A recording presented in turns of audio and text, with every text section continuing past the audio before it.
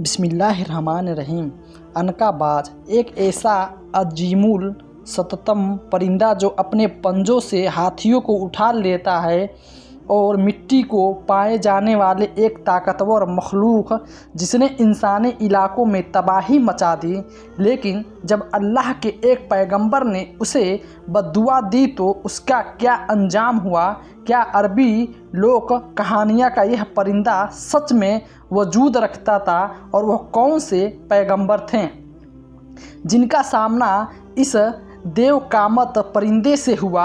हमारी इस खूबसूरत दुनिया में न जाने कितने हसीन और हैरत अंगेज राज पोशीदा हैं जिनकी झलक हमें कदीम तेरी किताबों में जगह जगह मिलती है।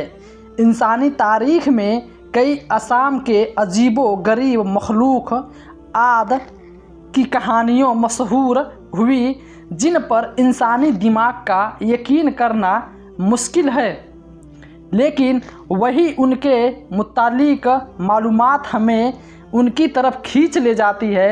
उन्हीं माफिक उल फितर मखलूक में एक नाम अनका का है। अनका कदीम ज़माने में वजूद रखने वाला एक अजीबो गरीब परिंदा था। इस परिंदे की परवाज़ बहुत दूर दराज तक होती है। कहा जाता है कि अनका सूरज के गुरु होने के मकाम पर पाया जाता था। जैसे आदम के अतबार से यह सबसे बड़ा परिंदा था, यहाँ तक कि यह अपने पंजों की मदद से हाथियों को इस तरह उठा लेता जैसे चील चूहे को अपने पंजे में उठा लेती। कहते हैं कि जब अनका हवा में परवाज़ करता है उसके पैरों से ऐसी आवाज़ निकलती थी जैसे बिजली गरज रही हो या जोर का सैलाब बह रहा हो। यहाँ परिंदा 1000 साल तक जिंदा रहता था और तमाम परिंदों में सबसे खूबसूरत परिंदा था। हज़रत इब्ने अब्बास बयान करते हैं कि अल्लाह ने मूसा अलैहिस्सलाम के ज़माने में एक परिंदा पैदा किया था जिसका नाम अनका था। उसके दोनों जानिब 4 बाजू थे और उसका चेहरा इंसानी चेहरे की तरह था। अल्लाह ने हज़रत मूसा अलैहिस्सलाम की तरफ वही भेजी कि मैंने 2 अजीबो गरीब परिंदा पैदा किया है और उनका रीफ वह जानवर है जो बैतुल मुक़द्दस के आसपास पाए जाते हैं। पर परिंदे के इस घोड़े से अनका की नस्ल आगे बढ़ी। जब हज़रत मूसा अलैहिस्सलाम की वफ़ात हुई तो वह परिंदा यहाँ से उड़ गया और उसने हिजाज की सरजमीन को अपना मस्जिद बनाया। रिवायतों के मुताबिक उस ज़माने में अरब के सुलामी इलाकों में अहले रस की कौम आबाद थी। अहले रस के इलाके में एक पहाड़ था जिसे मेह कहा जाता था। उन पहाड़ों के कसरत से जानवर और परिंदे रहते थे जिनमें अनका परिंदा भी शामिल था। यह परिंदा इस पहाड़ पर साल में 1 मरतबा ही आता था। यह परिंदा दूसरे परिंदों का शिकार किया करता था। एक दफ़ा अनका कई महीनों तक भूखा रहा लेकिन उसे खाने के लिए कोई परिंदा ना मिला। लिहाजा वह अपनी भूख मिटाने के लिए अहले रस के इलाकों में आ गया और बच्चे को उठा लिया। कुछ दिनों बाद दोबारा उसने एक लड़की को उठा कर ले गया।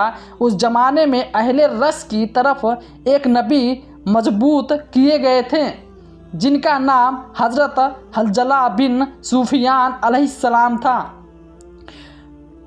लोगों ने हज़रत हंज़ला अलैहिस्सलाम से अनका के बारे में शिकायत की।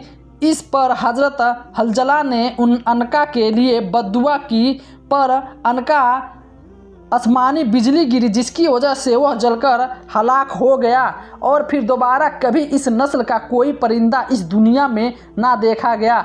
मुफ्तसरीन ने लिखा कि अहले रस को अहले रस इसलिए कहते हैं क्योंकि वह जिस इलाके में आबाद थे वहाँ एक कुआं था। यहाँ कुआं उसने पहले कौम यानी कौमी समूद ने खुदवाई थी।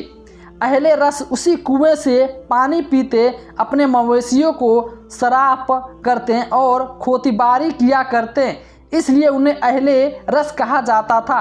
उन लोगों का एक बादशाह था जिनका नाम अटबर था। जब उस बादशाह की मौत हुई तो शैतान उस कौम को गुमराह करने के लिए उस बादशाह के जिस्म में दाखिल हो गया। अहले रस ने बादशाह की मुर्दा जिस्म से यह आवाज़ सुनी, मैं खाता हूँ, न मौत आएगी और मैं तुम्हें माबूद हूँ। लिहाजा अहले रस कुफ्र सिक्र में मुल्तबा हो गए और बादशाह के उस मुर्दे जिस्म की इबादत करने लगे। पर अल्लाह ने उनकी तरफ हज़रत अंजला अलैहिस्सलाम को भेजा जिन पर ख्वाब आनी नाजिल होती थी। हज़रत अंजला ने अहले रस को बताया कि बादशाह मर चुका है और उसमें रूह नहीं बल्कि शैतान उसके जिस्म के अंदर हलाल कर गया है ताकि वो तुम्हें गुमराह कर सके।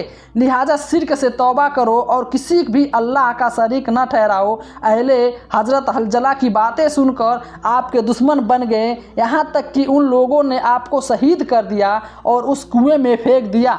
लिहाजा इस कौम पर वह अजाब नाजिल हुआ कि अगले दिन वह कुआं सुख्त हो गया। कौम के लोगों कई दिनों तक प्यासे में बदहाल रहे, फसलें सूख गई और कुछ ही अरसे के बाद तमाम लोग मर गए। परिंदों ने वहां हमला करके तमाम लोगों की लाश को खा लिया और इस तरह अहले रस का सरजब्र सबात इलाके का एक बदशहनाक दयान हो गया। तबलीत हो गया, हमारे पास मुफ्तसरीन अकल सिर्फ एक सानी परिंदा करार देते हैं और ज़बान करीम इसके वजूद में इनकार कर देते हैं। वहीं दूसरी तरफ दुनिया के बहुत सारे साथियों लोग कहानी और लेक्चर के अनका मुख्तलिफ नामों से साथ मिलता है। कदीम मिस्र की तारीख में अनका का बेनू नाम से जाना जाता है, जिसकी फनकार आज भी मिस्र के कदीम खंडरात में नज़र आती है। माना जाता है कि कदीम मिस्र में अनका का एक अजीम मंदिर भी मौजूद था जिसमें साल में एक दफ़ा बीनू परिंदा इस मंदिर में आया करता था। हिंदू मत में अनका से मिलता जुलता एक परिंदा घरौरा का जिक्र मिलता है जिसे विष्णु देवता भी सवारी माना गया है, जो इस कायनात में कहीं भी उड़ने की सलाहियत रखता है। हिंदू माइथोलॉजी में गुरूर को परिंदों का राजा कहा जाता है, जिसका जिस्म इंसान की तरह होता है जबकि हाथ, पाँव और पंख एक बड़े बाज की तरह।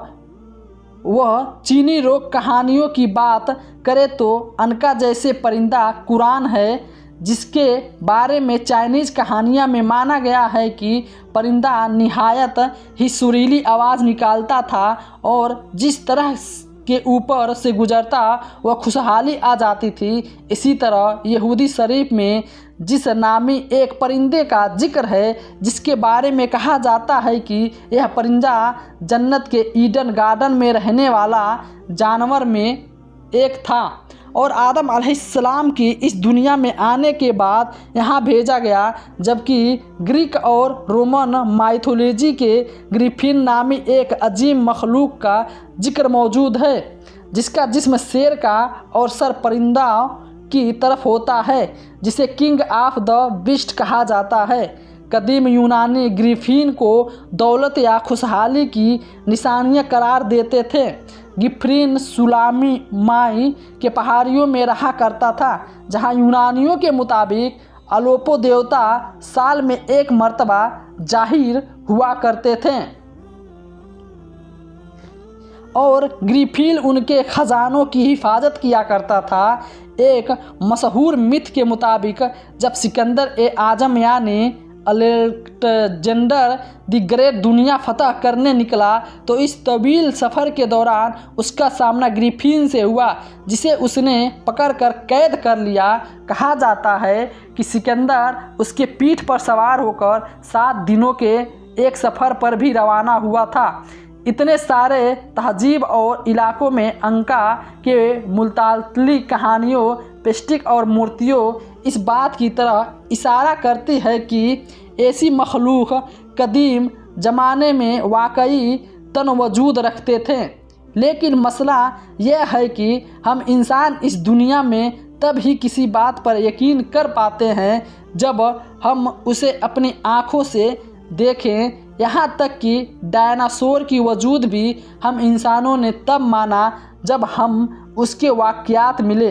लिहाजा मुमकिन हो कि मुस्तक़बिल में हमें ऐसे वाक़यात या फालिक्स मिल जाए जिससे यह साबित हो सके कि अनका का वजूद एक तारीखी हकीकत है।